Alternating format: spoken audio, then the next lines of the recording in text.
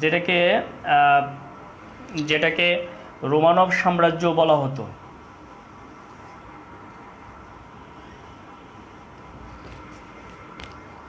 যেটিকে এই হলো রুশ সাম্রাজ্য, যেটাকে রোমান সাম্রাজ্য বলা হতো।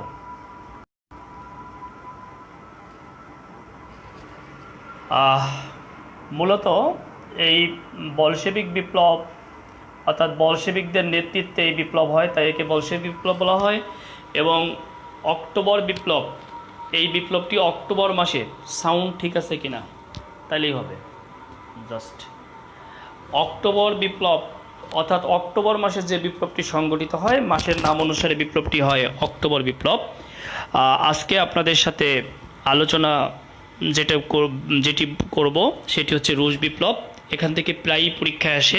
38তম বিসিএসে অক্টোবর বিপ্লব থেকে প্রশ্ন আসছে এবং সরকারি হাই স্কুলের পরীক্ষায় অক্টোবর বিপ্লব থেকে প্রশ্ন আসছে।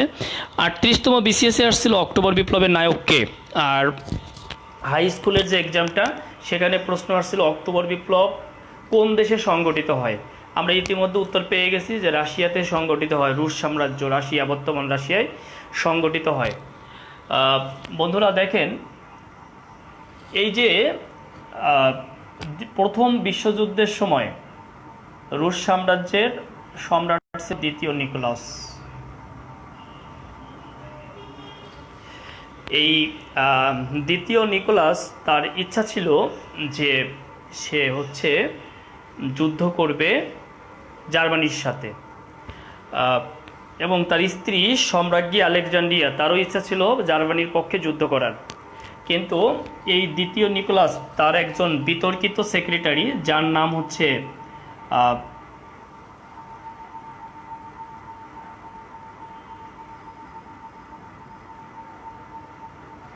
কি হয়েছে,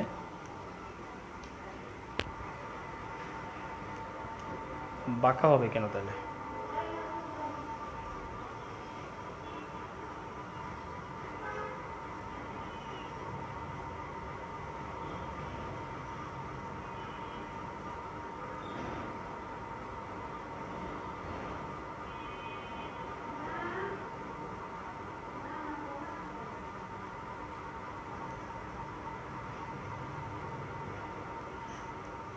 ওকে, প্লিজ লাইভটি শেয়ার করুন, প্রচুর পরিমাণে শেয়ার লাইভটি। হ্যাঁ, অলরেডি অনেকেই দেখছেন, লাইভটি শেয়ার করুন। আমি কিন্তু আপনাদের প্রতি অত্যন্ত বেশি সন্তুষ্ট কিন্তু না, কারণ অলরেডি আজকে দিয়ে 5টি ক্লাস মেবি 10.5K অর্থাৎ 10.5K নিয়ে শুরু করছিলাম আপনাদের সাথে এই 5টি ক্লাসের আগে। এখনও মেম্বার 11K হয় নাই, 11K এখনও হয় নাই, অর্থাৎ 500 মেম্বার কিন্তু সবাই মিলে আমাকে এই 5টা ক্লাসে দিতে পারেন নাই। কেউ কেউ কর্ডিয়ালি দিয়েছেন, ম্যাক্সিমাম হচ্ছে দেননি, কারণ মেম্বার না হলে আমি ক্লাস কাদের সাথে নিব? আপনারা 70 জন, 75 জন, 100 জন দেখছেন, আমার তো মেম্বার দরকার। আমি তো এই ক্লাসের বিনিময়ে আপনাদের সাথে আমার কোনো স্বার্থ নাই, স্বার্থ হচ্ছে মেম্বার দিলে আমার গ্রুপটা ভারী হবে ভাই, সহজ কথা। আপনারা জানেন কাটসাট কথা বলতে আমি পছন্দ করি, এতে রাগ হন আর মানে খুশি হন তাতে কিছুই, ভালোকে ভালো বলি, মন্দকে মন্দ বলি। আমি কোনো রাজনীতি করি না, কিন্তু রাজনৈতিক কোনো দলের যদি কেউ ভালো কাজ করে তার সুনাম করি, এতে অনেকে মনে করে যে আমি হয়তো রাজনীতি করি। ব্যাপারটা আসলে কিন্তু তা না, ব্যাপারটা এমনই। আপনারা কিন্তু, আপনাদেরকে আমি ভালোবাসা দিয়েছি, আমি ঘরে বসে বসে আপনাদের এই ক্লাসগুলো নিয়ে সহযোগিতা করার চেষ্টা করতেছি, আপনাদের কাছ থেকে কিন্তু কোনো ভালোবাসা পাইনি। আমার 10.5K নিয়ে শুরু করছি, এখন পর্যন্ত 11K হয়, 10.9K হয়েছে, অর্থাৎ মাত্র 400 মেম্বার বৃদ্ধি পেয়েছে 5টা ক্লাসে।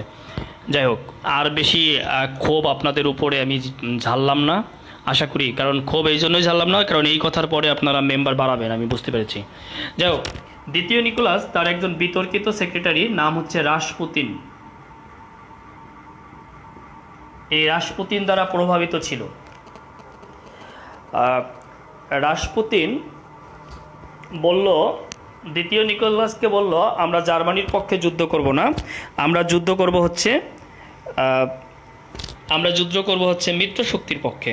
রাসপুতিন দ্বারা প্রভাবিত হয়ে দ্বিতীয় নিকোলাস যুদ্ধে যোগদান করল। দ্বিতীয় নিকোলাস যুদ্ধে চলে গেল রাসপুতিনকে রাজ্যের ভার দিয়ে।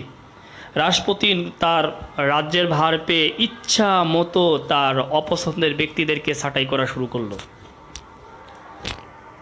মনে করেন এখন মাননীয় প্রধানমন্ত্রী শেখ হাসিনা তার পছন্দের একজন ব্যক্তিকে রাষ্ট্রের ভার দিয়ে বিদেশ গেল, সে এই ক্ষমতা পেয়ে ইচ্ছা মতো তার অপছন্দের ব্যক্তিগুলোকে ছাঁটাই করা শুরু করলো। তাহলে এই ব্যক্তিগুলো কি তার প্রতি নাখোশ হবে না? রাসপুতিনের প্রতি নাখোশ হলো।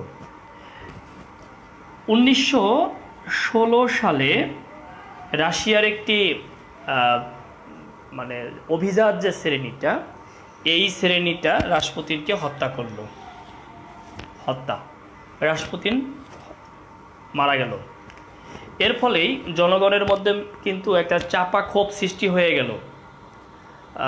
মানে জনগণের মধ্যে একটা সাহস সঞ্চয় হলো এই ক্ষোভ থেকে। কারণ কোনো দিনই কিন্তু একবারে কোনো কিছু ঘটে না। জনগণের যখন দেওয়ালে পিঠ থেকে যায় তখন কিন্তু জনগণ বিস্ফোরণ ঘটায়। ঠিক তেমনিভাবেই কিন্তু যে ঘটনাটি পরবর্তীতে ঘটবে, রাশিয়ায় চলছে অর্থনৈতিক মন্দা, চলছে খাদ্যের অভাব, মারাত্মকভাবে অভাব চলছে। রুটির জন্য টং দোকানে ভিড় করছে, রুটি খাওয়ার জন্য দোকানে দোকানে ভিড় করছে, কিন্তু কোনো কিছু লাভ হচ্ছে না, মারামারি হচ্ছে। সমগ্র রুশ সাম্রাজ্যে অরাজকতা সৃষ্টি হয়ে আছে, ক্ষোভ সৃষ্টি সবার মধ্যে। 8ই মার্চ আপনারা জানেন বিশ্ব নারী দিবস 2017। এই 8ই মার্চ 2017 এই দিন নারীরা তাদের অধিকার আদায়ের দাবিতে রাজপথে নেমে আসলো। নারীরা রাজপথে নেমে আসলে তাদের সাথে বলশেবিক অর্থাৎ শ্রমিক শ্রেণী যোগদান করলো। আন্দোলন বেগবান হলো। আন্দোলন বেগবান হলে দ্বিতীয় নিকোলাস তাদেরকে ছত্রভঙ্গ করার জন্য সামরিক বাহিনীর সহযোগিতা গ্রহণ করলো। সামরিক বাহিনী অংশগ্রহণ করলো। প্রথম দিন গুলি করে কিছু শ্রমিক মেরে ফেললেও পরের দিন তাদের সাথে একাত্মতা বা একমত পোষণ করলো। সামরিক বাহিনী তাদের সাথে যোগদান করলে দ্বিতীয় নিকোলাস কিংকর্তব্য বিমূঢ় হয়ে পড়ল। দ্বিতীয় নিকোলাস মন্ত্রিসভার বৈঠক ডাক দিল। মন্ত্রিসভা বলল, আপনি পদত্যাগ করলেই এই আন্দোলন থেমে যেতে পারে। অর্থাৎ মন্ত্রিসভাও তাকে চাচ্ছে না। এই রোমানভ সভ্যতা ছিল 300 বছরের। দ্বিতীয় নিকোলাস পদত্যাগ করল, এই 300 বছরের রোমান সভ্যতা ভেঙে গেল। এবং দ্বিতীয় নিকোলাসের পদত্যাগের কারণে যে বিপ্লব সংগঠিত হয় তার নাম হচ্ছে বলশেবিক বিপ্লব। বন্ধুরা, রুশ বিপ্লব কিন্তু বই পড়ে ভালো বুঝবেন না, যদি আমার কথা শুনে বোঝেন তাহলে ভালো বুঝবেন। এরপরে কোন কোন প্রশ্ন পরীক্ষায় হতে পারে আমি আপনাদেরকে বলে দিব, একটু মনোযোগ দিয়ে বোঝার চেষ্টা করেন। এই যে দ্বিতীয় নিকোলাসের পদত্যাগের কারণে যে বিপ্লব সংগঠিত হয় সেই বিপ্লবের নাম হচ্ছে বলশেবিক বিপ্লব। এই বিপ্লবের স্লোগান হচ্ছে জার নিপাত যাক, জার নিপাত যাক। জার হচ্ছে দ্বিতীয় নিকোলাসদের উপাধি ছিল, জার। এই জার নিপাত যাক এই বিপ্লবের স্লোগান ছিল। যাই হোক, দ্বিতীয় নিকোলাসের পদত্যাগের পর ক্ষমতায় বসলো কারেসনস্কি। বন্ধুরা, এই বলশেবিকদের যে নেতা তার নাম ছিল VI Lenin.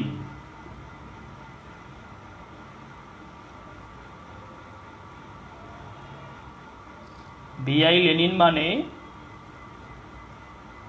Vladimir Ilyich Lenin. এই ভ্লাদিমির ইলিচ লেনিন এই বিপ্লবের সময় ছিল হচ্ছে নির্বাসিত জীবনে। এই সময় রাজধানীর নাম ছিল পেট্রোগ্রাড। রুশ সাম্রাজ্যের রাজধানীর নাম ছিল পেট্রোগ্রাড। লেনিন এই বিপ্লব সংগঠিত হওয়ার পর রাজধানী পেট্রোগ্রাডে ফিরে আসলো। রাজধানী পেট্রোগ্রাডে ফিরে এসে লেনিন বলল, আমি এই পদ্ধতি মানি না। লেনিন বললেন, সকল জমি সবার মাঝে সমানভাবে বন্টন করে দেওয়া হোক, আর এই কারণেই আবার রাজপথে নেমে আসলো জনগণ। রাজপথে জনগণ আন্দোলন করা শুরু করলো যে স্লোগানের মাধ্যমে, সেটি ছিল রুটি, শান্তি ও জমি। রুটি, শান্তি, জমি, piece, bread, piece and land. এই স্লোগানে রাজপথে আবার সবাই নেমে পড়ল। ঠিক এই 1917 সালের অক্টোবর মাসে গিয়ে কাদেসনস্কির পতন হলো। এই কারণে এই বিপ্লবকে বলা হয় অক্টোবর বিপ্লব, আর এই কারণে লেনিনকে বলা হয় এই বিপ্লবের নায়ক। আশা করি বোঝাতে পেরেছি। যতটুকু বলেছি তার মধ্যে যে যে প্রশ্ন হতে পারে সেই প্রশ্নগুলো আমি খুব ধীরে ধীরে বলবো, আপনারা প্রয়োজনে লিখে নেবেন। একটি হচ্ছে, রুশ বিপ্লব কত সালে সংগঠিত হয়? রুশ বিপ্লব 1917 সালে সংগঠিত হয়। রুশ বিপ্লব সংগঠিত হয় 1917 সালে। এ সময় রুশ সাম্রাজ্যের সম্রাট কে ছিল? দ্বিতীয় নিকোলাস। রুশ সাম্রাজ্যের সম্রাট ছিল দ্বিতীয় নিকোলাস।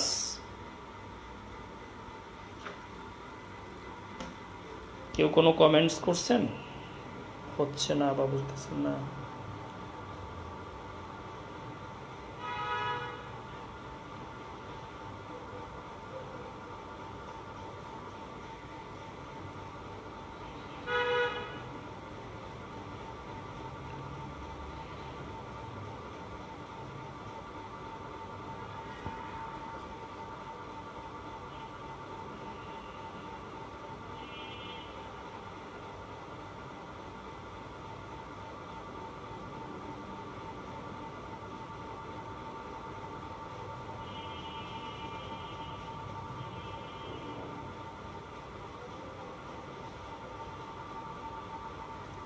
আরে এটা 2017 বলে ফেললে আপনি মেনে নেবেন নাকি?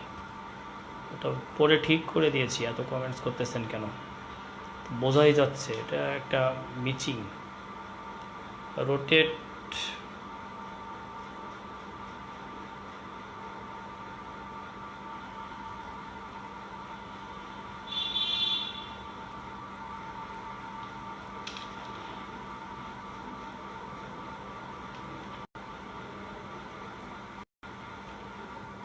কি যে হলো আজকে।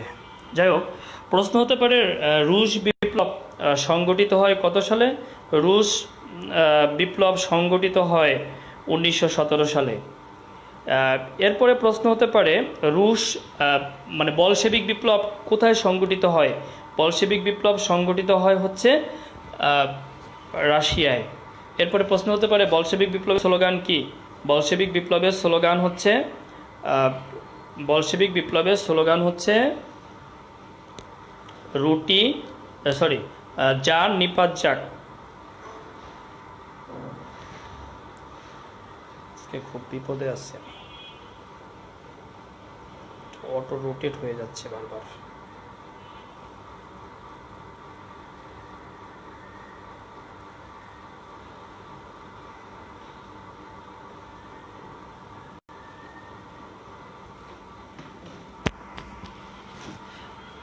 আচ্ছা, আশা করি আপনারা ক্যামেরাটি ঘুরিয়ে দেখতে পারবেন, প্রবলেম হবে না। আমি এটা নিয়ে আর সময় নষ্ট করতে পারতেছি না।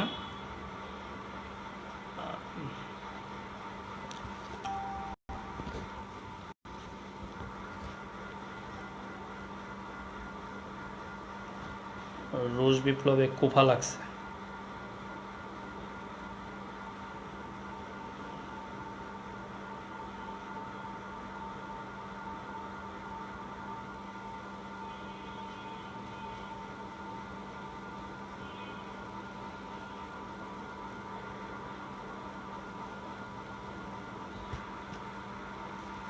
ওকে, তারপরে প্রশ্ন হতে পারে অক্টোবর বিপ্লব সংগঠিত হয় কোথায়? অক্টোবর বিপ্লব সংগঠিত হয় রাশিয়ায়। অক্টোবর বিপ্লবের নায়ক কি? অক্টোবর বিপ্লবের নায়ক ভি.আই. লেনিন বা ভ্লাদিমির ইলিচ লেনিন। অক্টোবর বিপ্লবের স্লোগান কি? অক্টোবর বিপ্লবের স্লোগান হচ্ছে রুটি, শান্তি, জমি।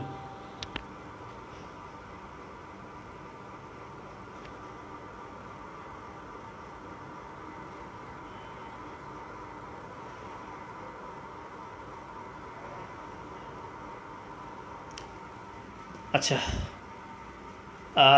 বন্ধুরা, রুশ বিপ্লব হলো কিন্তু আন্দোলন চলছে, মানে দ্বিতীয় নিকোলাসের পতন হলো, কারেজনস্কির পতন হলো, লেনিন হচ্ছে এই বিপ্লবের নায়ক, বলশেবিক অক্টোবর বিপ্লবের, কারণ লেনিনের নেতৃত্বে এটি ঘটেছে।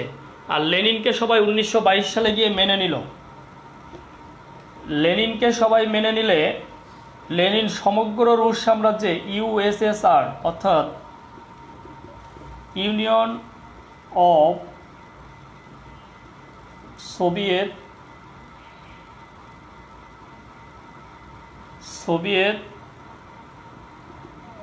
সোশ্যালিস্ট রিপাবলিক্স গঠন করলো এবং লেনিন প্রথম প্রেসিডেন্ট হিসেবে ক্ষমতা গ্রহণ করলো। বন্ধুরা, প্রশ্ন হতে পারে যে ইউএসএসআর গঠিত হয় কত সালে?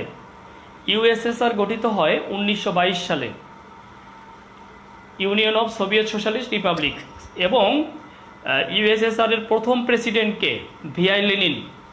প্রশ্ন হতে পারে সমাজতান্ত্রিক রাষ্ট্রের প্রথম প্রেসিডেন্টকে? প্রথম প্রেসিডেন্ট হচ্ছে ভিআই লেনিন।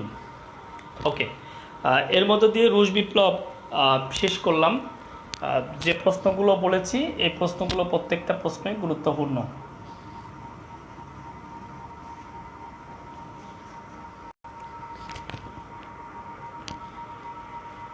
এবার আমরা চলে যাব জার্মানিকে যুদ্ধ অপরাধী ঘোষণা করে জার্মানির উপর সকল দায় চাপিয়ে দেওয়া হয়েছে। এটা নিশ্চয়ই আমাদের মনে আছে, তাই না? আচ্ছা, জার্মানির উপর সকল দায় চাপিয়ে দেওয়া হলে এখন দেখেন, আপনার উপরে যদি কোনো দায় চাপায় দেয় এত বড়, আপনি তো বাঁচতে চাইবেন, তাই না? তো ইতিমধ্যে গঠিত হলো, মানে সমাজতান্ত্রিক রাষ্ট্র গঠিত হলো।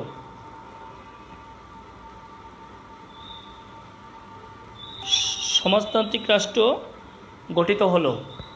এতদিন চলছে পুঁজিবাদের আগ্রাসন, যুক্তরাষ্ট্রের একক আগ্রাসন। সোভিয়েত ইউনিয়ন সমাজতন্ত্রর বীজ যেন জার্মানিতে বপন করতে না পারে, সেই জন্য যুক্তরাষ্ট্রের একটা প্রচেষ্টা থাকবেই। বোধহয় একটু পুঁজিবাদ এবং সমাজতন্ত্র এই বিষয়টি একটু ক্লিয়ার হওয়া দরকার অবশ্যই। দেখেন, ক্যাপিটালিজম, পুঁজিবাদী রাষ্ট্রের ক্যারেক্টার হচ্ছে ধনী ধনী হবে, গরিব গরিব হবে। অর্থাৎ এই যে আপনারা বর্তমান করোনা ভাইরাসের প্রাদুর্ভাবের কারণে দেখেছেন, কেউ 2-4 বস্তা করে চাল কিনেছে, কেউ হয়তো 10 কেজি ডাল কিনেছে, কেউ 10 লিটার তেল কিনেছে, মানে ভ্যান ভরে গাড়ি ভরে বাজার করেছে যে আগামী 2-3 মাস 4 মাস যেন খেতে পারি। মানে যার আছে সে কিন্তু কিনতে পেরেছে, আর কেউ আছে সে কিন্তু তাকিয়ে আছে কেউ তাকে দিবে তারপরে খাবে। এই যে বৈষম্য, এটি হচ্ছে পুঁজিবাদী রাষ্ট্রের একটি ক্যারেক্টার। আমরা যত এটিকে নিয়ন্ত্রণ করতে চাই না কেন, এটা হবে না। পুঁজিবাদী রাষ্ট্রে সম্পদের মালিকানা থাকে 3 প্রকারের: ব্যক্তি মালিকানা, রাষ্ট্র মালিকানা এবং সমবায় মালিকানা। ব্যক্তি মালিকানার সুযোগ থাকায় ব্যক্তি ইচ্ছামতো তার মেধা মনন, তার শক্তি দিয়ে সম্পদ বৃদ্ধি করতে পারে, যার কারণে এখানে একজন ধনী ব্যক্তি তার মেধাকে প্রয়োগ করে আর তার শ্রমকে কাজে লাগিয়ে আরও ধনী হয়, আর গরিব আস্তে আস্তে আরও গরিব হয়। এটি হচ্ছে পুঁজিবাদী রাষ্ট্রের ক্যারেক্টার। অন্যদিকে সমাজতান্ত্রিক রাষ্ট্রের ক্যারেক্টার হচ্ছে, সমাজতান্ত্রিক রাষ্ট্রে উৎপাদন কলকারখানা ব্যক্তি মালিকানায় থাকে। এই ক্ষেত্রে ব্যক্তি মালিকানায় থাকে না, এটা রাষ্ট্র মালিকানায় থাকে। সমাজতান্ত্রিক রাষ্ট্রের মূল কথা হচ্ছে ব্যক্তি তার প্রয়োজন মতো গ্রহণ করবে আর সাধ্য মতো শ্রম দিবে, সামর্থ্য অনুযায়ী শ্রম দেবে। এটা হচ্ছে সমাজতান্ত্রিক রাষ্ট্রের মূল কথা। যেহেতু সমাজতান্ত্রিক রাষ্ট্রে উৎপাদন কারখানা এগুলো ব্যক্তি মালিকানায় নাই, সেহেতু ব্যক্তি কিন্তু ইচ্ছামতো তার সম্পদ বৃদ্ধি করতে পারে না। আশা করি বুঝতে পেরেছেন। এমন সমাজতন্ত্র যেন জার্মানিতে প্রতিষ্ঠিত করতে না পারে, এই কারণে যুক্তরাষ্ট্র চাইবে যে সেখানে একজন প্রতিনিধি তৈরি করার জন্য পেয়ে গেল অ্যাডলফ হিটলার।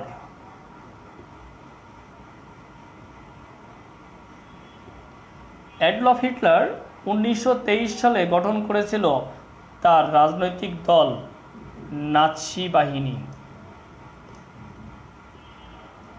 নাৎসি বাহিনী বা নাজি পার্টি।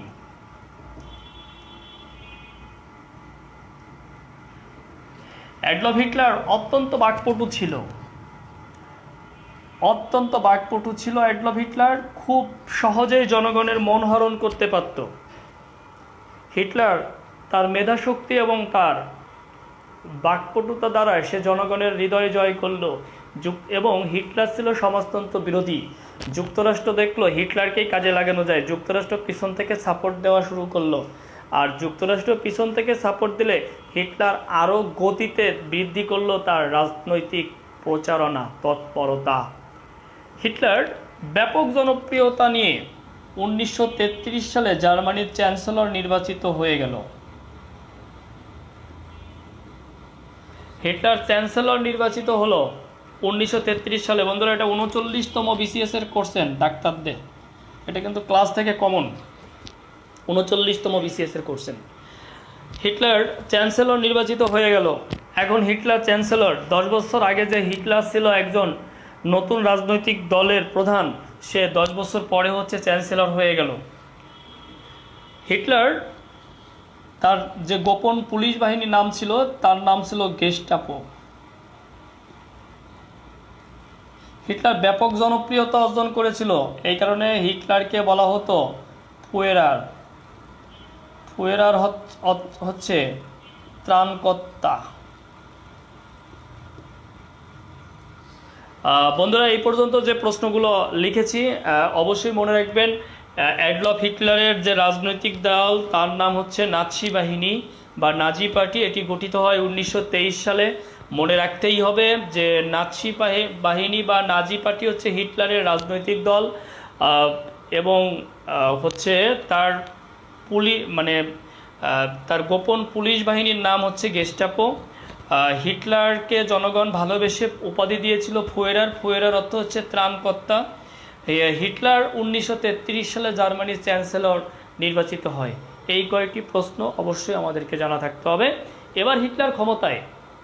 হিটলার ওই যে জার্মানির সীমানা হ্রাস করা হয়েছিল, হিটলার প্রথমেই যেটি করলো, ক্ষমতায় গিয়ে ফ্রান্সকে আক্রমণ করলো। ফ্রান্সের জার্মানির তেল ও খনিজ সমৃদ্ধ এলাকা রাইনল্যান্ড এটি পুনর্দখল করে নিল। হিটলার এটি পুনর্দখল করার পর হিটলার ভঙ্গ করল যে সন্ধি ছিল, অর্থাৎ দ্বিতীয় ভার্সাই চুক্তি ভঙ্গ করা শুরু করলো। হিটলার প্রতি ঘরে ঘরে সামরিক বাহিনীতে যোগদান করতে বাধ্য করলো। হিটলার রাজনৈতিক ক্ষমতা বৃদ্ধি করা শুরু করলো, রাজনৈতিক নেটওয়ার্ক বৃদ্ধি করা শুরু করলো। হিটলার আর্থিক যে জরিমানা করা হয়েছিল জার্মানির, হিটলার এটি স্রেফ জানিয়ে দিল এই জরিমানা আর দিতে পারবো না, এটি অন্যায়ভাবে চাপিয়ে দেওয়া হয়েছে আমাদেরকে। যুক্তরাষ্ট্র বলল, হিটলার কোনো সমস্যা নাই, আমরা ঋণ দিচ্ছি, ঋণ থেকে পরিশোধ করো। হিটলার বলল, রাখেন আপনার ঋণ, অন্যায়ভাবে চাপিয়ে দিয়েছেন, এটি আপনি আমাদেরকে, এই অন্যায় আর মেনে নেওয়া হবে না, আমরা আর এই ঋণ পরিশোধ করতে পারবো না। যুক্তরাষ্ট্র দেখলো হিটলার ক্ষমতা গিয়ে এই সাপের মতো ফসফস করে আওয়াজ করছে। হিটলার এবার জাপান এবং ইতালির সাথে চুক্তিবদ্ধ হলো। জাপান এবং ইতালির সাথে কমিউনিস্ট বিরোধী চুক্তি করল। জাপান আর ইতালি এবার হিটলারের সাথে, অর্থাৎ এই যুদ্ধে জাপান এবং ইতালি হিটলারের সাথে অক্ষ শক্তি গঠন করবে। জার্মানি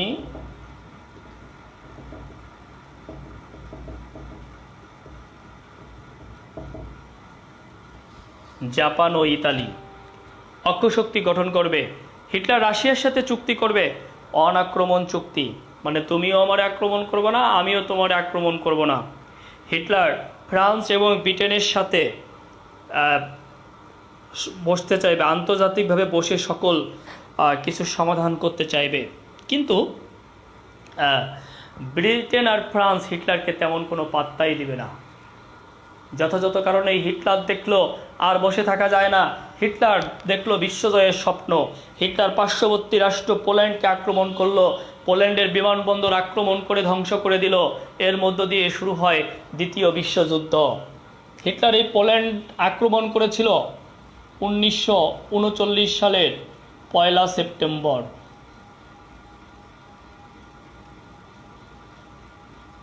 পয়লা সেপ্টেম্বর আক্রমণ করেছিল। 1939 সালের 1 সেপ্টেম্বর হিটলার পোল্যান্ডকে আক্রমণ করলে হিটলারের দেখা দেখি রাশিয়াও আক্রমণ করলো। রাশিয়াকে হিটলার থামিয়ে দিল, তোর সাথে আমার অনাক্রমণ চুক্তি হয়েছে, তুইও আমাকে আক্রমণ করবি না, আমি তোকে আক্রমণ করবো না। রাশিয়া বলল হয়েছে, তো তুই পার্শ্ববর্তী পোল্যান্ড কেন আক্রমণ করলি? বললো আয় তাই দুই ভাই ভাগ করে খাই, দুইজনে এটি ভাগ করে নেই। এটি মেনে নিয়ে রাশিয়া তার সৈন্য উঠিয়ে নিয়ে গেলে হিটলার অতর্কিতভাবে রাশিয়াকে আক্রমণ করলো। বন্ধুরা, গত ক্লাসে আমরা অক্ষ শক্তি এবং মিত্র শক্তি বিষয়টি ক্লিয়ার করেছি। অক্ষ শক্তি জার্মানি আক্রমণ করলো কাকে? পোল্যান্ডকে। অর্থাৎ প্রথম আক্রমণকারী হচ্ছে জার্মানি, এই কারণে জার্মানি হচ্ছে অক্ষ, পোল্যান্ড হচ্ছে মিত্র। পরবর্তীতে রাশিয়াকে জার্মানি আক্রমণ করলো, এই কারণে রাশিয়া কি? মিত্র। আগের থেকেই ব্রিটেন এবং ফ্রান্স তারা ছিল, তারা দল চেঞ্জ করে নাই। ব্রিটেন আর ফ্রান্সকে আমরা পাচ্ছি মিত্র শক্তিতে। বন্ধুরা, এই যুদ্ধে 1941 সালে যে ঘটনাটি ঘটবে, আমেরিকার প্রশান্ত মহাসাগরের নিকট অবস্থিত হাওয়াই দ্বীপপুঞ্জের অন্তর্গত, প্রশান্ত মহাসাগরের নিকট অবস্থিত হাওয়াই দ্বীপপুঞ্জের অন্তর্গত মার্কিন যুক্তরাষ্ট্রের নৌঘাঁটি পার্ল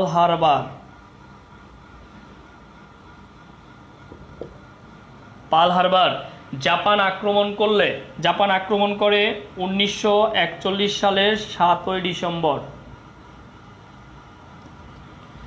1941 সালের 7ই ডিসেম্বর জাপান আক্রমণ করলে পরের দিন অর্থাৎ 8 ডিসেম্বর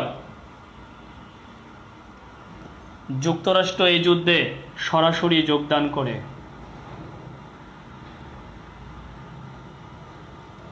অর্থাৎ যুক্তরাষ্ট্র এই যুদ্ধে সরাসরি যোগদান করলো। আর চীন এগুলো আসলে পরবর্তীতে যোগদান করে। জেনে রাখা ভালো, এই যে জাপান মানে কোরিয়া, বর্তমান উত্তর কোরিয়া, দক্ষিণ কোরিয়া এই সময় ছিল জাপানের অধীনে। তারপরে হচ্ছে মায়ানমার, এগুলো ছিল জাপানের অধীনে। হ্যাঁ, তো আমরা মোটামুটি এইটুকু মনে রাখলেই হবে, জার্মানি, জাপান, ইতালি এটা হচ্ছে দ্বিতীয় বিশ্বযুদ্ধের অক্ষ শক্তি, বাদ বাকি সব মিত্র শক্তি। এইটুকু মনে রাখলেই চলবে। এটা গত ক্লাসে ক্লিয়ার করেছি, এখানে আর আমি সময় দিব না। যাই হোক, যুদ্ধ হচ্ছে অক্ষের সাথে মিত্র, মিত্রের সাথে অক্ষের যুদ্ধ হচ্ছে। কোথাও অক্ষ শক্তির জয়, কোথাও মিত্র শক্তির জয় লাভ হচ্ছে। আমরা হঠাৎ করে দেখব যে এই যে ইতালি চমৎকার যুদ্ধ করতেছিল, ইতালির প্রধানমন্ত্রী ছিল মুসোলিনির নেতৃত্বে জয় জয়কার। কিন্তু হঠাৎ করে মুসোলিনির মধ্যে অহংকার প্রবেশ করলো এবং মুসোলিনি তার রাজার সাথে করলো খারাপ ব্যবহার। আর মুসোলিনি রাজার সাথে খারাপ ব্যবহার করলে রাজা তাকে জোরপূর্বক জেলে প্রেরণ করলো। মুসোলিনির অনুপস্থিতির কারণেই ইতালি ধ্বংস হয়ে গেল, অর্থাৎ ইতালি এই যুদ্ধে হেরে গেল। থাকলো জার্মানি আর জাপান। জার্মানি এই যুদ্ধে প্রথম হারে রাশিয়ার কাছে। মনে রাখবেন, জার্মানি দ্বিতীয় বিশ্বযুদ্ধে প্রথম হারে রাশিয়ার কাছে। এবং এই যে নাৎসি বাহিনী, এই নাৎসি বাহিনীর পতন হয় 1944 সালে 6 জুন। 1944 সালের 6 জুন পতন হয়। এই কারণে এটিকে পালন করা হয় ডি-ডে। নাৎসি বাহিনীর পতন হয়েছে, জার্মানি কোণঠাসা হয়ে গেছে। অ্যাডলফ হিটলার আত্মগোপন করলো জার্মানিতে, জার্মানির বাংকারে। এই যে হৃদয়হীনা হিটলার, এই যে হিটলার ছিল ইহুদি পরিবারের সন্তান। হিটলার মাত্র 3 বছর বয়সে অস্ট্রিয়া থেকে তার বাবা মার সাথে জার্মানিতে চলে আসে, কিন্তু সে ইহুদি নিধন করাই ব্যস্ত ছিল। সে এবং তার দল মিলে 60 লক্ষ ইহুদি হত্যা করেছে দ্বিতীয় বিশ্বযুদ্ধের সময়। এবং আমরা দেখব হিটলার তার গ্রন্থে বলে গেছে, আমি ইহুদিদেরকে হত্যা করলাম, মানুষ আমাকে ঘৃণা করবে, কিন্তু বুঝবে না মানুষ কেন হত্যা করেছি যদি আমি সকল ইহুদিদেরকে মেরে রেখে যাই। এজন্য কিছু ইহুদি বাঁচিয়ে রেখে গেলাম, যেন মানুষ বুঝতে পারে হোয়াট ইজ ইহুদি, অর্থাৎ ইহুদি কি, ইহুদিজম কি। আজকের বিশ্ব কিন্তু বোঝে আসলে পজিটিভ নেগেটিভ সবই আছে, বাট ইহুদিরা আজকে বিশ্ব পরিচালনা করছে। হিটলার এই বার্তাটি কিন্তু এই যুদ্ধের সময় দিয়ে গেছে তার গ্রন্থে। হৃদয়হীনা হিটলার এত মানুষ মারল, এই যুদ্ধের সময় তার একটা প্রেম ছিল, তার প্রেমিকার নাম ছিল ইভা ব্রাউন।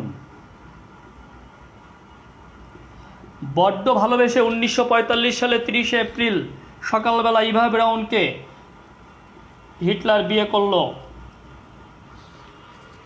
ইভা ব্রাউন এবং হিটলার জার্মানির বাংকারে ছিল, এই তথ্যটি কারো কাছে ছিল না, শুধু ইভা ব্রাউন জানতো হিটলারের অবস্থান। কিন্তু হাই মৃত্যু শক্তি কিভাবে হিটলারের অবস্থান চিহ্নিত করে ফেললো। হিটলার কিছু সময়ের মধ্যেই বুঝতে পারলো এতদিন হৃদয় দিয়ে যাকে ভালোবেসেছি ইভা ব্রাউন, সে আর কেউ নয়, সে হচ্ছে মৃত্যু শক্তির স্পাই। সে আমার সাথে ভালোবাসার অভিনয় করে আমার অবস্থান নির্ণয় করে দিয়েছে।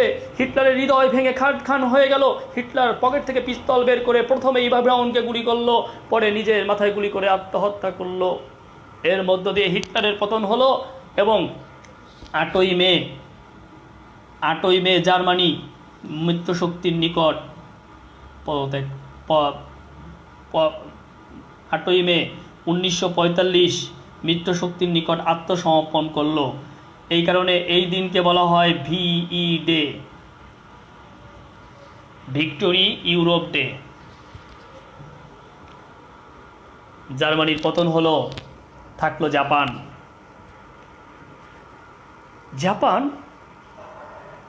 যুদ্ধ চলছিল, জাপান আর যুক্তরাষ্ট্র যুদ্ধ চলছিল টানা। মার্কিন যুক্তরাষ্ট্রের প্রেসিডেন্ট ছিল ফ্র্যাঙ্কলিন ডেলানো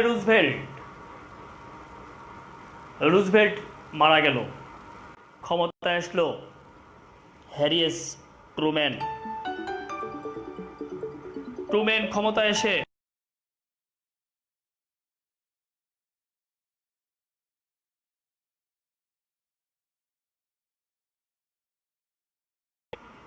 ট্রুম্যান নির্দেশ দিল মারো অ্যাটম বোমের নির্দেশ প্রদান করলো ট্রুম্যান।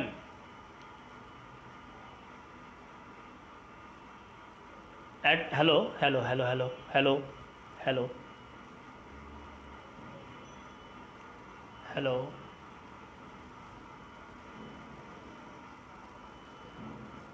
হ্যালো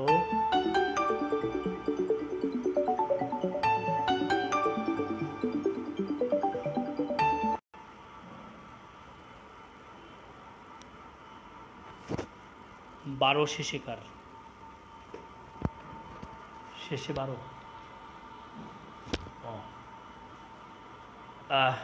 হ্যালো লাইভটা কি ফিরে পাবো নাকি হয়ে যাবে, ফিনিশ হয়ে যাবে? আজকে ভুলে ধরছে। আজকে অনেক দিন পরে হোম কোয়ারেন্টাইন থেকে একটু বাইরে গিয়ে ঘুরে আসছি, মাথা হ্যাং হয়ে গিয়েছিল, তো বাইরে গিয়ে আরও বেশি হয়ে গেছে, কেমন যেন আজকে অনেকগুলো ভুলে ধরছে। সরি আপনাদের ক্ষতি করার জন্য। আমি লাইভ চলছে কি না? Hello hello hello hello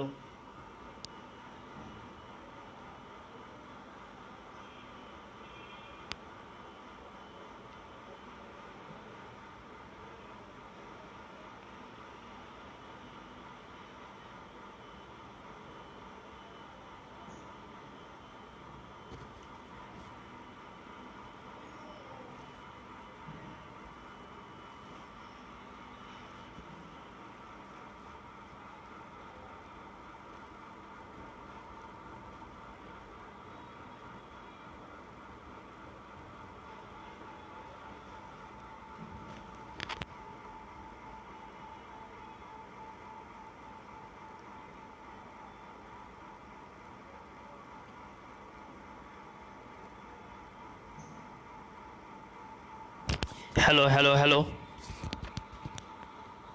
hello ভাই শুনতে পাচ্ছেন? লাইভ কি চলছে? কেউ একটু কমেন্টস করেন প্লিজ।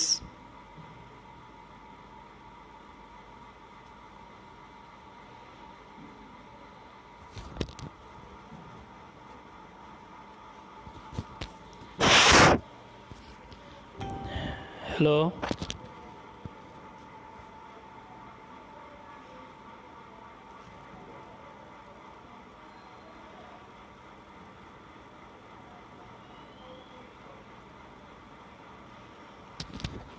আচ্ছা, চলছে। Hello, hello, hello, hello, hello,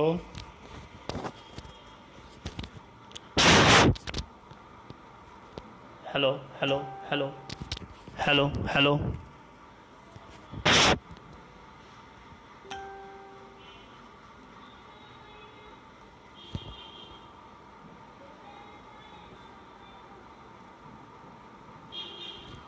যাই হোক, জার্মানি আত্মসমর্পণ করলো, থাকলো জাপান।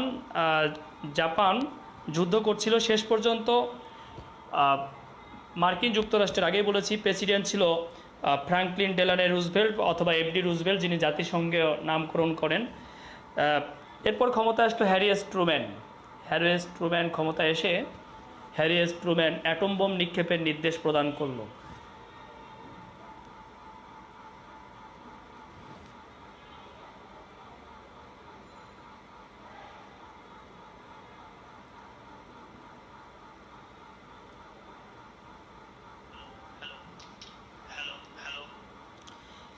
অ্যাটম বোম নিক্ষেপের নির্দেশ প্রদান করলো 6 জুন।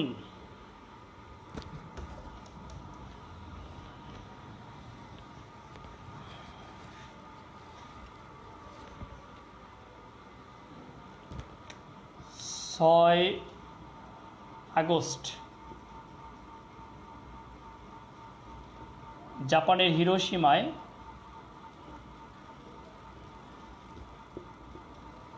একটি অ্যাটম বোম নিক্ষেপ করলো। অ্যাটমটির নাম হচ্ছে লিটল বয়। এর পারমাণবিক ভর হচ্ছে ইউরেনিয়াম 235। অর্থাৎ 6 আগস্ট জাপানের হিরোশিমায় একটি অ্যাটম বোম নিক্ষেপ করা হলো। এই অ্যাটমটির নাম হচ্ছে লিটল বয়, যেটি হচ্ছে ইউরেনিয়াম 235 করার পর এরপর 9 আগস্ট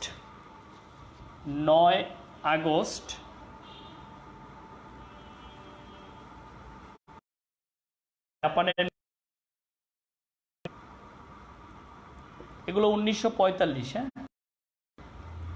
9 আগস্ট 1945 জাপানের নাগাসাকিতে আরেকটি অ্যাটম বোম নিক্ষেপ করলো। এই অ্যাটমটির নাম হচ্ছে ফ্যাটম্যান। এর পারমাণবিক ভর হচ্ছে প্লুটোনিয়াম 239। এই দুইটি অ্যাটম বোম নিক্ষেপ করার পর জাপান পরাজিত হলো।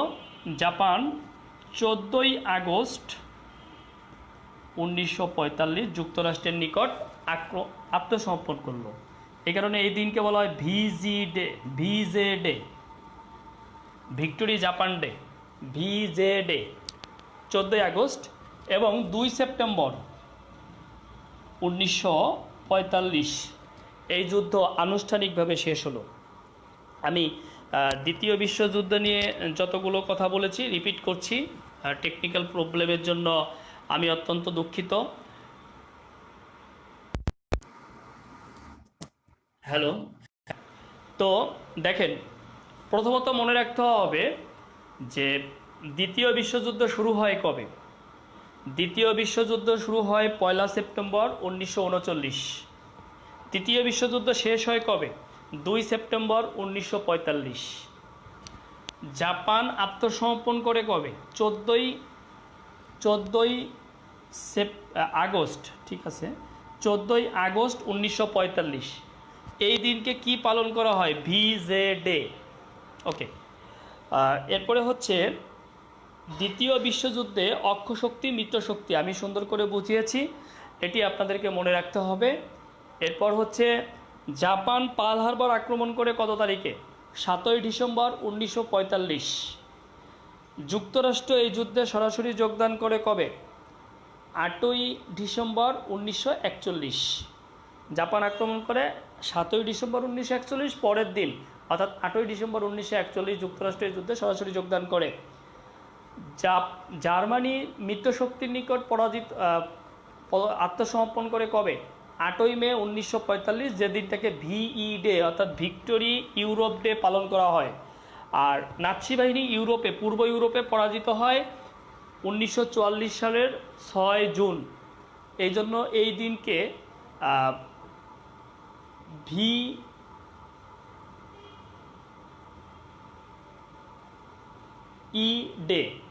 ডি ডে, এই দিনকে পালন করা হয় ডি ডে। তাহলে বন্ধুরা 6 জুন 1944 ডি ডে, আর VE day victory Europe day হচ্ছে 14ই আগস্ট 1945, আর ভিজে ডে হচ্ছে 2 সেপ্টেম্বর 1945।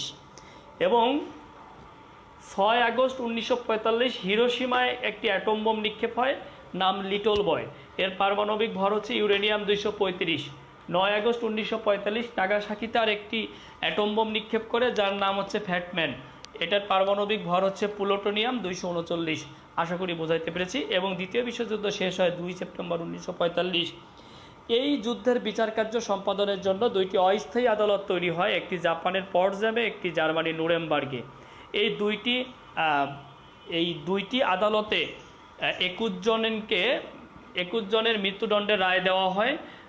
তার মধ্যে একজন আত্মহত্যা করে, 2 জন হচ্ছে অসুস্থ হয়ে মারা যায় এবং 18 জনের রায় কার্যকর হয়। বন্ধুরা, দ্বিতীয় বিশ্বযুদ্ধ সম্পর্কে আরও ভালোভাবে জানতে আপনারা আমার এই বইটি দেখতে পারেন। বইটির নাম হচ্ছে বিশ্বপ্রবাহ আন্তর্জাতিক বিষয়াবলী। আপনাদের বহুল পরিচিত একটি বই, ঠিক আছে। এই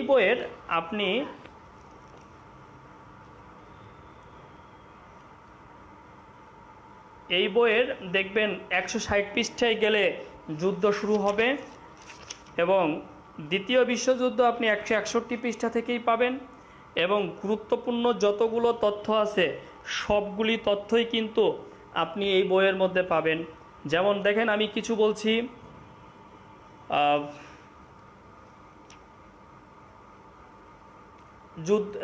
মানে এক জায়গায় এতটা গুছিয়ে দেওয়া আছে, আপনি দেখলে ভালো লাগবে।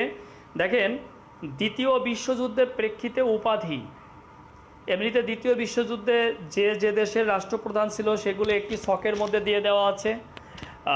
যুক্তরাষ্ট্র প্রেসিডেন্ট ছিল রুজভেল্ট ও ট্রুম্যান, 2 জন ছিল। যুক্তরাজ্যে ছিল উইনস্টন চার্চিল। মনে রাখবেন, যুক্তরাজ্যে এখানে উইনস্টন চার্চিল দেওয়া আছে, কিন্তু যুক্তরাজ্যের 3 মেয়াদে 3 জন ছিল। প্রথমে চেম্বারলেন ছিল, তারপরে হচ্ছে উইনস্টন চার্চিল ছিল। উইনস্টন চার্চিল একজন রাজনীতিবিদ হয়েও সাহিত্যে নোবেল পুরস্কার লাভ করেন 1953 সালে। আর আরেকজন ছিল ক্লিমেন্ট অ্যাটলি। এবং আমাদের দেশ ভাগের সময় যুক্তরাজ্যের, অর্থাৎ এই উপমহাদেশ বিভক্তির সময় যুক্তরাজ্যের প্রধানমন্ত্রী ছিল এই ক্লিমেন্ট অ্যাটলি। এটি আমাদের মনে রাখতে হবে। রাশিয়ায় ছিল জোসেফ স্টালিন, ফ্রান্সে মার্শাল ফিলিপ পেটিন, এগুলো মনে রাখতে হবে। জার্মানি অ্যাডলফ হিটলার, নাৎসিবাদের প্রবক্তা। জাপানের সম্রাট হিরোহিতো, এবং ইতালি ছিল মুসোলিনি, যাকে বলা হয় ফ্যাসিবাদের প্রবক্তা। দ্বিতীয় বিশ্বযুদ্ধের প্রেক্ষিতে উপাধি লাভ করেন জেনারেল মন্টগোমারি। ব্রিটেন, তিনি উপাধি লাভ করেন ডেজার্ট ব্যাট উপাধি লাভ করার কারণ হচ্ছে মরুভূমিতে যুদ্ধ করেন তিনি। এবং ডেজার্ট ফক্স এই নামে পরিচিত ছিলেন ফিল্ড মার্শাল রোমেল।